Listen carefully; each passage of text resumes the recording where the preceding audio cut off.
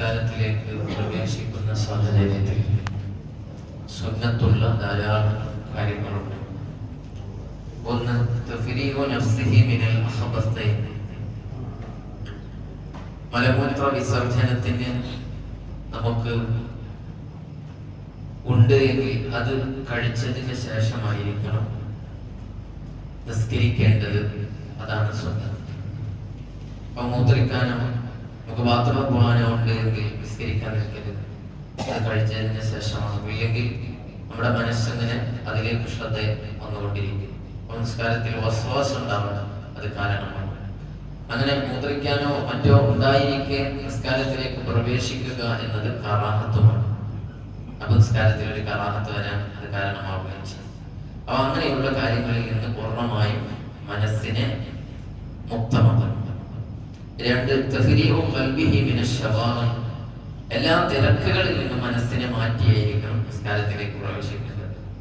എന്തോ അർജന്റായിട്ട് ജോലി ചെയ്യാനുണ്ട്, അത് ചെയ്താലും നമുക്ക് നിസ്കരിക്കാൻ സമയമുണ്ടെങ്കിൽ അത് ചെയ്തതിന് ശേഷമായിരിക്കണം നിസ്കരിക്കേണ്ടത്.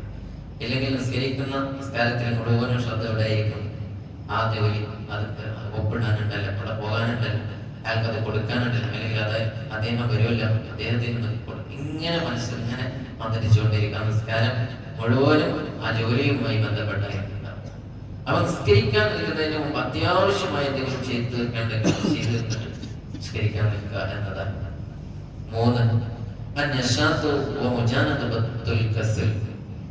മടി ഒഴിവാക്കി നല്ല ഒരു ഉന്മേഷത്തോടുകൂടെ ഇൻട്രസ്റ്റോടുകൂടി ആയിരിക്കണം നിസ്കാരത്തിലേക്ക് പ്രവേശിക്കേണ്ടത്. മുനാഫിഖീങ്ങളുടെ സ്വഭാവമാണ് മടിയോടുകൂടെ നിസ്കാരത്തിലേക്ക് പ്രവേശിക്കുക എന്ന് ഖുർആൻ പറയുന്നുണ്ട്. നിസ്കാരത്തിലേക്ക് പ്രവേശിച്ചാൽ മടിയോടുകൂടെയാണ് മുനാഫിഖീങ്ങൾ പ്രവേശിക്കുക എന്ന് ഖുർആൻ. അപ്പൊ അതുകൊണ്ട് മടി ഉണ്ടാവരുത്.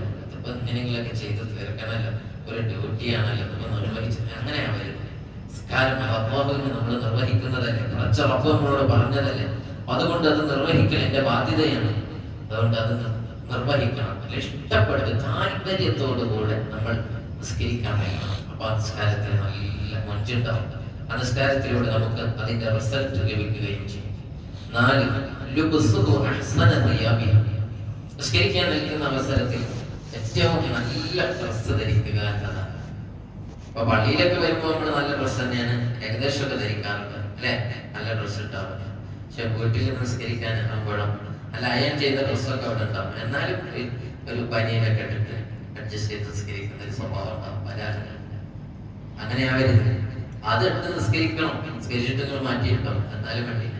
നിസ്കരിക്കാൻ നിൽക്കുമ്പോൾ അല്ലാഹുവിന്റെ മുന്നിലാണ് നമ്മൾ നിൽക്കുന്നത്. ആ ഒരു ബോധത്തോടു കൂടെ നമ്മളൊരു ആളെ കാണാൻ പോകുന്ന അവസരത്തിൽ എങ്ങനെയായിരിക്കും? ഒരു പനീനൊക്കെ എടുക്കണം ഇല്ല. അപ്പൊ നമ്മൾ രാജാവിന്റെ മുന്നിലാണ് നിൽക്കുന്നത്, നമ്മ പടച്ച റബ്ബിന്റെ മുന്നിലാണ് നിൽക്കുന്നത്. അപ്പൊ നല്ല കണ്ടീഷനിലായിരിക്കണം. എത്രത്തോളം എന്നറിയുമോ? അവിടെ പറയുന്നു വെള്ള വസ്ത്രം ധരിക്കുക എന്നതാണ് ഏറ്റവും അഫ്ളൽ. അപ്പൊ വെള്ള വസ്ത്രം എല്ലാവരും ഉണ്ടായിരിക്കണം. എല്ലാ സമയത്തും നമുക്ക് ധരിക്കാൻ കഴിഞ്ഞോണമെന്നില്ല, കാരണം ജോലിയുമായി ബന്ധപ്പെട്ട് നിൽക്കുന്നത് കൊണ്ട് അത് വസ്ത്രങ്ങളൊക്കെ ധരിക്കേണ്ടി വരും. ആ സമയത്ത് നിസ്കാരത്തിലേക്ക് വരികയാണെങ്കിൽ ആ വിധത്തിൽ വേണം. എങ്കിലും നമുക്ക് ആ വെള്ളയോടൊരു സ്നേഹം മനസ്സിൽ വേണം. അപ്പൊ ആ വെള്ള ഇടക്കൊക്കെ ധരിക്കണം. ജോലിയില്ലാത്ത സമയത്ത്, രാത്രി കാലങ്ങളിൽ സുബഹിക്കൊക്കെ വരുമ്പോൾ ഒരു വെള്ള വസ്ത്രം അത് ധരിക്കാൻ പരമാവധി നമ്മൾ ശ്രദ്ധിക്കണം.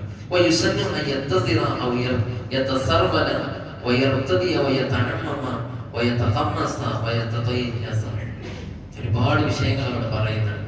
ഇസാർ ധരിക്കുക, അരയുടുപ്പ് ധരിക്കുക, അതുപോലെ തന്നെ പൈജാമ ധരിക്കുക, അതുപോലെ തട്ടം ധരിക്കുക, തൊപ്പി ധരിക്കുക, അതിന് മുകളിൽ ഒരു തലപ്പാവ് ധരിക്കുക, കമീസ് ധരിക്കുക, ഒരു ഷാളതിന്റെ മുകളിൽ ഇടുക. ഒരു രാജാവിന്റെ ലുക്കിലാണ് നമ്മൾ പോകേണ്ടത് നിസ്കാരത്തിലേക്ക്. ഒരു പുതിയാപ്പിള ഇറങ്ങുന്നത് പോലെയാണ് നിസ്കാരത്തിലേക്ക് പോകേണ്ടത്.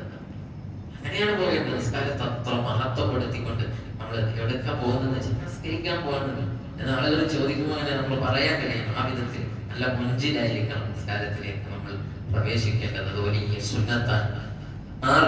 5 അൽ അദാൻ വൽ ഇഖാമ, ബാങ്കും ഇഖാമത്തും കൊടുക്കുക നിസ്കാരത്തിന് മുമ്പ്. നേരത്തെ പറഞ്ഞതാണ്, വിശദമാണ്. 7ാമത്തെ സുന്നത്ത്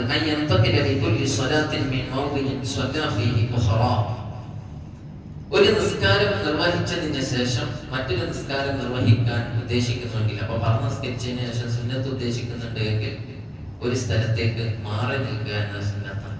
അപ്പൊ അവൻ നിസ്കരിച്ച സ്ഥലത്ത് നിന്ന് അടുത്ത സ്ഥലത്തേക്ക് മാറും. അതെന്താ? കൂടുതൽ സ്ഥലങ്ങൾ നമുക്ക് നാളെ അല്ലാഹുവിന്റെ മുന്നിൽ സാക്ഷിത്വം നിർവഹിക്കാനാണ്. അങ്ങനെ മാറി നിൽക്കൽ സുന്നത്താണ്. ഇനി മാറി നിൽക്കാൻ നമുക്ക് കഴിയുന്നില്ല, നല്ല തിരക്കാണ്, ആളുകൾ എല്ലാവരും ഉണ്ട്, അവിടുന്ന് മാറാനുള്ള സ്ഥലമില്ല എങ്കിൽ എന്ത് ചെയ്യണം?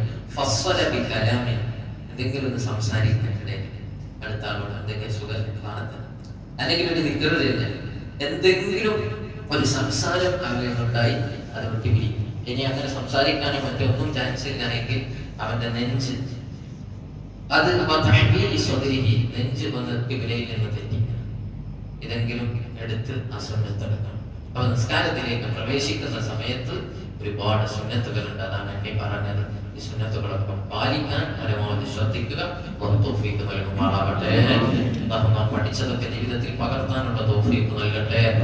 റഹീമായ റബ്ബേ, ഞങ്ങൾ പറഞ്ഞു കേട്ടതിന്റെ മിഥിൽ സവാബ് ങ്ങളിൽ നിന്ന് മൺമറഞ്ഞ മാതാപിതാക്കൾ, ഉസ്താദുമാർ, ബന്ധുമിത്രാദികളുടെ ഖബറിലെത്തിക്കണേ അല്ലാഹ്. അവരുടെ ഖബർ വിശാലമാക്കണേ അല്ലാഹ്. അവർക്ക് മഗ്ഫിറത്ത് മർഹമത്ത് നൽകണേ അല്ലാഹ്.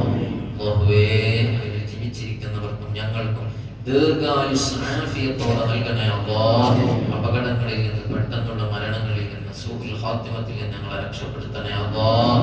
മരിക്കുമ്പോൾ ലാ ഇലാഹ ഇല്ലല്ലാഹ് എന്ന് ചൊല്ലി മരിക്കാനുള്ള തൗഫീഖ് നൽകണേ അല്ലാഹ്. സുബ്ഹി ജമാഅത്തിനെത്തിയവർക്ക് ഖൈർ നൽകണേ അല്ലാഹ്. ബറക്കത്ത് ചെയ്യണേ അല്ലാഹ്. അവരുടെ ഉദ്ദേശങ്ങൾ നിറവേറ്റണേ അല്ലാഹ്. അല്ലാഹുവേ, എല്ലാവിധ ജോലിയിലും നീ വലിയ ബറക്കത്ത് ചെയ്യണേ അല്ലാഹ്. കടങ്ങളുണ്ട് വിട്ടാൻ വഴി കാണിക്കണേ അല്ലാഹ്. രോഗികളുണ്ട് ആജിലായ ശിഫാ നൽകണേ അല്ലാഹ്. പരീക്ഷ എഴുതുന്ന ഒരു വിദ്യാർത്ഥിക്ക് പ്രത്യേകം ദുആ ചെയ്യാൻ ഉമ്മ വസിയത്ത് ചെയ്തു. അല്ലാഹുവേ, നല്ല മാർക്കോടെ നീ പാസ്സാക്കി കൊടുക്കണേ അല്ലാഹ്. അല്ലാഹുവേ, ഞങ്ങൾക്ക് ഇന്നത്തെ ദിവസം ഖദർ ഖദാഇൽ വല്ല വിപത്തും വിധിച്ചുവെങ്കിൽ എല്ലാം ഈ ദുആ സ്വീകരിച്ച് തട്ടിക്കളയണേ അല്ലാഹ്. ഇന്നത്തെ ദിവസം നല്ല റാഹത്തിന്റെ ദിവസമാക്കണേ അല്ലാഹ്. ഒരുപാട് ഖൈറായ പ്രവർത്തനങ്ങളിൽ ഭാഗവാക്കാവാനും തിന്മയിൽ നിന്ന് പൂർണ്ണമായി വിട്ടുനിൽക്കാനും ഞങ്ങളുടെ ഹൃദയത്തിനെ നീ പര്യാപ്തമാക്കണേ അല്ലാഹ്.